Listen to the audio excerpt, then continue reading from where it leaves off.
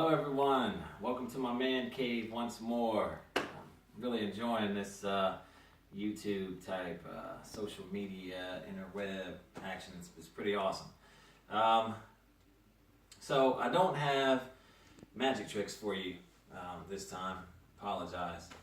But what I do want to talk to you about today is my Bowman Creek project. So I titled my project the Bowman Creek Walk of Hope at Ravina Park. And essentially what it is revitalizing and beautifying the park, especially right next to Bowman Creek, and hopefully that will increase the buy-in from the community. Also, it fits into the Southeast Neighborhood Master Plan, which they plan on, I'm guessing it's right there at Ravina Park where they plan on bringing in the bike path and all of that. So being able to piggyback off of the project that I'm going to tell you about today, I think would be awesome. Most of it would already be set. So I'll give you a little background before I get into the specifics of the project. So for many of you who know me, I've been a social worker for as long as I can remember. It's a pretty long time, I guess. However, specifically in that area of town, the Ravina Park neighborhood, I've worked with several clients for over 6, almost 7 years now. And it's funny because I would pass Ravina Park and always wanted to stop. I actually keep basketball in my car, so I wanted to stop and shoot some hoops. However, I was turned away because a few of my clients who actually live catty corner, down the street, either way, told me never go to Ravina Park. It's not safe there. And they politely asked me that if I planned on shooting any hoops with them or their children, that I would not be going to Ravina Park. Apparently, even back 6, 7 years ago was a bad place to be. So the community seems to have just totally shut it out. I researched some of the violence there, looking back past in May. They interviewed a little girl who was playing at the park, and I guess some type of fight broke out and bullets flying past her head. Luckily, no one was hurt that day. However, there have been incidents of murder, rape, things like that nature. So I understand that wanting to revamp it and make it more accessible to the outsiders to get to understand Southeast, the master plan, their master plan for that. But if the community doesn't buy into it, then there's not going to be any change. So I'm thinking that's pretty much the main problem. So what we want to do is we want to revitalize the park, and in turn should help preserve the creek. So without taking 45 minutes to an hour, I'll give you the brief rundown of what we're looking at. So both sides of the creek, we would like a walkway. And once we finish this walkway, the plan is to invite the community to come down. We can dedicate it. And that's where the hope comes in. That's where the buy-in comes in. Because we'd like to take rocks this size or bigger, and hopefully South Bend can purchase them. And we place them along the walk path for members of family who have died, or people in the community who've been affected by violence, or people who've been staples in the community who have actively worked to rebuild it and build it up. I think that would be an awesome gesture. So, how do we get there? Try to give you the short version.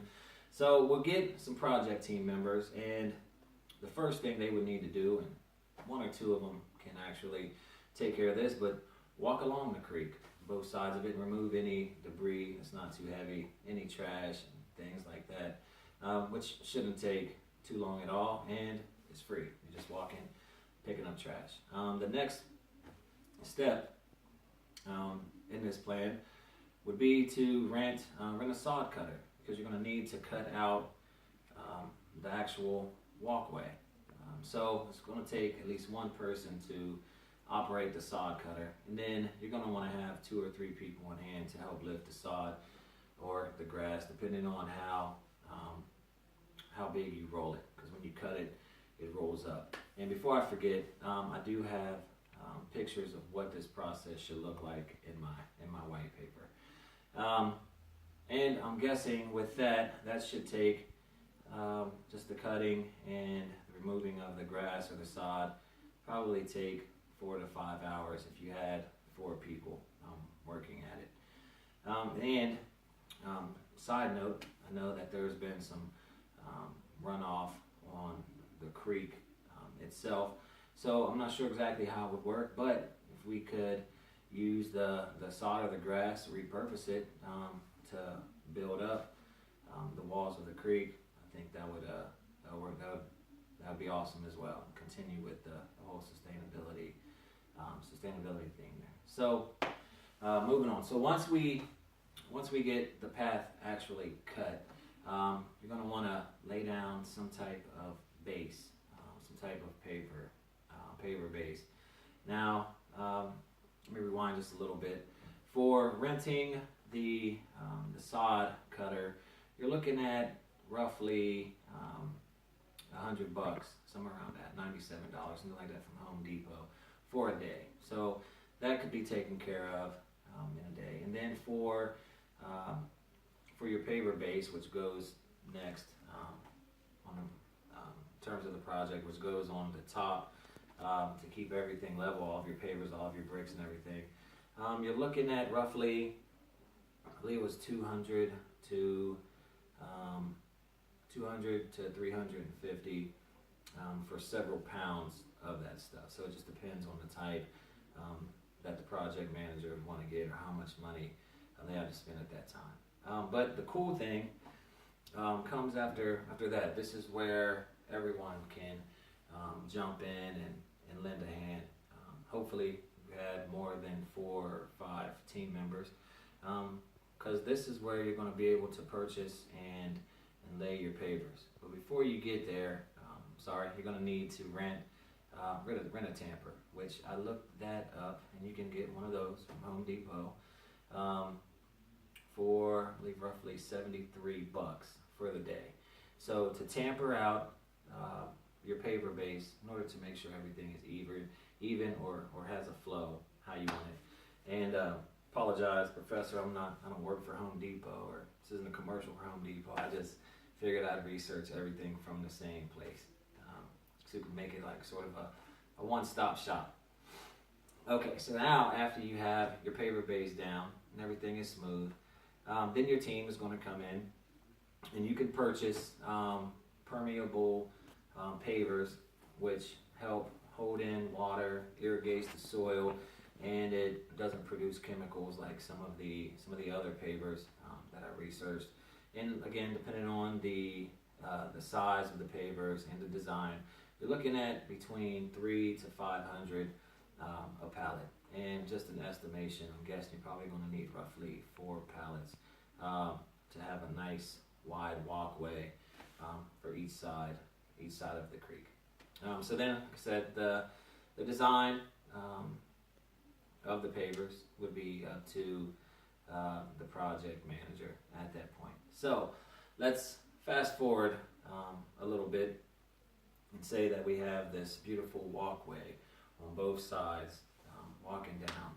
So how are we going to get the community involved? Well, I mentioned a little bit ago about the rocks. So what the team would need to do then is maybe send out flyers, go knock on doors, and dedicate this Bowman Creek Walk of Hope back to the community, and hope we get the buy-in that we need in order for the residents to somewhat, I guess, take this park back and enjoy it.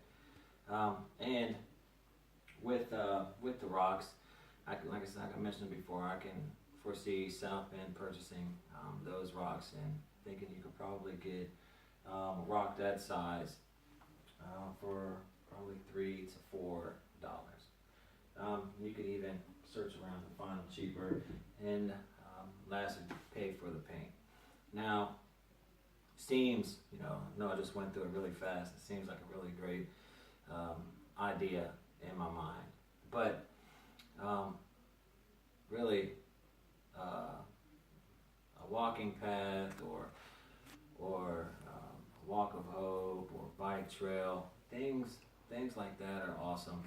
But you're really going to need much more than that. It's going to have to be a buy-in from the whole community. Maybe the community working with the South Bend PD to come through and force the thugs out of the park, or maybe the South Bend community forming a neighborhood watch. So with this project, in my mind, it's more of a if you build it, they will come type of thing, right? So hopefully, if this is one of the projects that they choose to do, which you're using practical materials, you're looking at less than $4,000 or $5,000 for this project, and probably a total of 2 to 3 days. So shouldn't take that long to go ahead and revamp and beautify this portion of the neighborhood. So maybe it can be, a light in this community, and maybe cause the community to fight back for what's theirs. We owe it to the kids. So, with that being said, just wanted to thank you. For many of you, I probably won't see you in any more classes. I'm almost done, but thank you, Professor. Thank you, fellow students. And I will see you in class on Tuesday. Thank you. Bye-bye.